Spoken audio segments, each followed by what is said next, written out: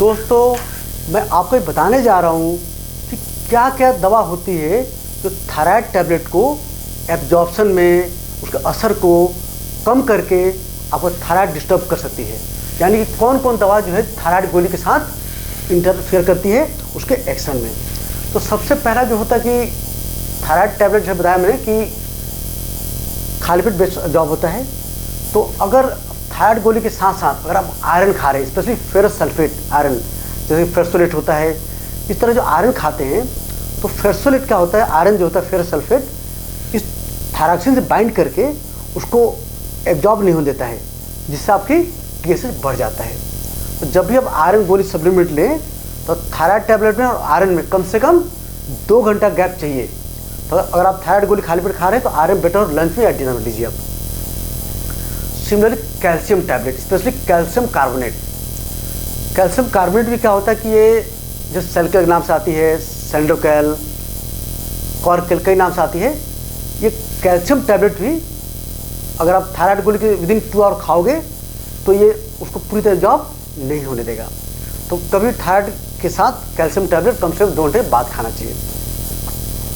Similarly iodine के जो syrup आते हैं उसके साथ भी आप एब्जॉर्प्शन इंटरफेयर करता है, इसलिए कम से कम 2 घंटे गैप दीजिए। फिर कुछ एंटासिड होते हैं जो डाइजिन जेल, एल्यूमिनियम हाइड्रोक्साइड जेल होता है, या सुक्राल्फेट टैबलेट आते हैं, एसिडिक यानी जो सिरप्स आते हैं जो लाल लाल पीते मीठा मीठा होता है। तो ये सब जितने भी एंटासिड जेल भी होते हैं जो लिक्विड होते हैं, इनके अंदर एल्यूमिनियम हाइड्रोक्साइड होता है, सुक्राल्फेट होता है, जो थायराइड टैबलेट को एब्जॉर्प्शन में इंटरफेयर करके आपका डोज को बढ़ा देते हैं, TSH बढ़ा देते हैं। तो इसको लेना तो कम से कम थायराइड गोली का उसके बीच 2 घंटे गैप रखिए। सिमिलरली हार्ट की दवा थी एमिडारोन, जो नाम से आती कार्डारोन नाम से आती है। तो कार्डारोन क्या होता है कि किसी किसी के अंदर जो भी थायराइड ग्लैंड थोड़ा बहुत काम करता है उसका भी इंटरफेयर करके थायराइड को सप्रेस कर देता है, जिससे अक्सर रिक्वायरमेंट बढ़ जाती है।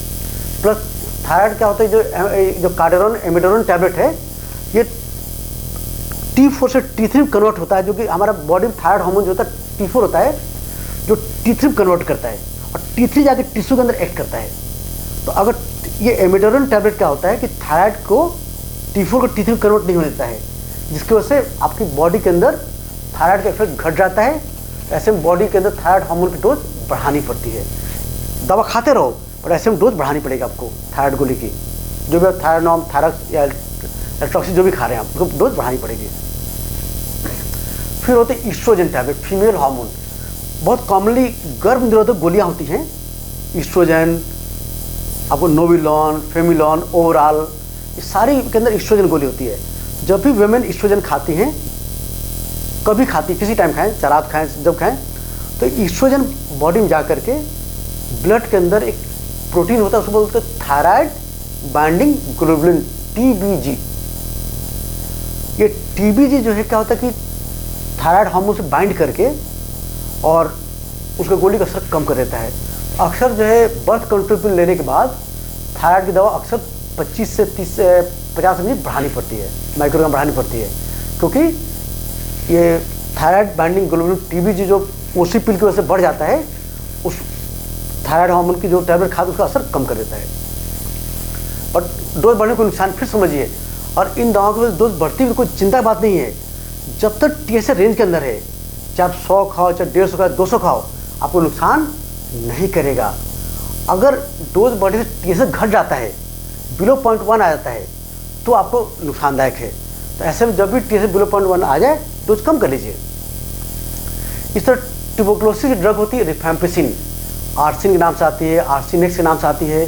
ये क्या करती है कि जो हमारा टैबलेट को, थायरॉक्सिन टैबलेट को लीवर के अंदर डिस्ट्रक्शन बढ़ा देती है, वो ज़्यादा जल्दी डिस्ट्रॉय हो जाता है। नॉर्मली जो भी हम थायराइड गोली खाते हैं, आप लोग खाते हैं, उसको बॉडी से लीवर डिस्ट्रॉय करके स्टूल से बाहर निकालता है। तो आर्सिन टाइप की दवा होती है, या कुछ एपिलेप्सिक ड्रग होती है, फिनोफार्बिटॉल, फेनिटोइन, इसके बाद जैसे जो टेग्रेटा के नाम से आती है, कार्बामेज़पिन, ये सारी गोलियां लीवर के अंदर थायराइड टैबलेट का डिस्ट्रक्शन बढ़ा देती हैं।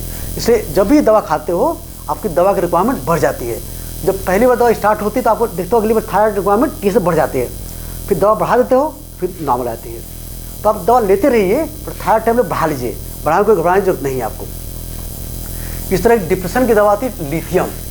लिथियम में क्या होता है कि थायराइड के अंदर जो भी थायराइड ग्लैंड थोड़ा बहुत काम करता है उसको काम करना बंद कर देता है।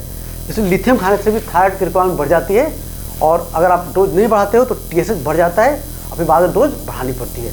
पर ये कहना चाहता हूँ कि अगर ये एसेंशियल ड्रग्स हमारी हार्ट की दवा, एमेडोरोन एसेंशियल ड्रग है, अगर बर्थ कंट्रोल पिल चाहिए या एस्ट्रोजन चाहिए आपको तो वो एसेंशियल है, TB ड्रग एसेंशियल है, एपिलेप्सी ड्रग एसेंशियल है, डिप्रेशन के लिए लिथियम भी एसेंशियल। अगर आप ये दवा जरूरत पड़ रही है तो आप दवा लीजिए, अगर TSH बढ़ेगा तो अपनी दवा को बढ़ा करके रिपोर्ट को नॉर्मल डॉक्टर से मिले करा लीजिए, इसमें कोई दिक्कत नहीं।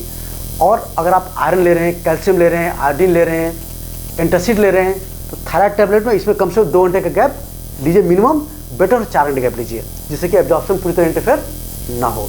तो आई होप इससे वीडियो से नॉलेज मिला कि क्या क्या दवा थायराइड टैबलेट को एब्जॉर्प्शन में इंटरफेयर करती हैं, कैसे उसको मैनेज करना है। वीडियो अच्छा लगे तो लाइक करें, चैनल सब्सक्राइब करें, शेयर करें। धन्यवाद।